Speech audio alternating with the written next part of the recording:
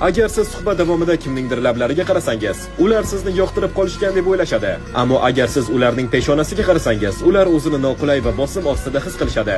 Mana sizga 6 ta psixologik fakt va usul. Bu orqali vaziyatni osongina boshqara olasiz. Oxirgisi eng kuchlisi. Agar siz birovni yolg'onga ishontirmoqchi bo'lsangiz, gap orasida o'zingiz haqingizda uyatli bir narsa ayting. Bu yolg'on haqiqiydek tuyulishiga yordam beradi. Agar siz nimadir xato qilgan bo'lsangiz yoki nimadir cho'zilib ketayotgan bo'lsa, kechirasiz demang. Buning o'rniga sabr qilganingiz uchun rahmat deb ayting. Bu xatoga emas, ularning sabriga e'tibor qaratadi. Agar siz ikki tanlov o'rtasida qolib ketgan bo'lsangiz, shunchaki tanga tashlang.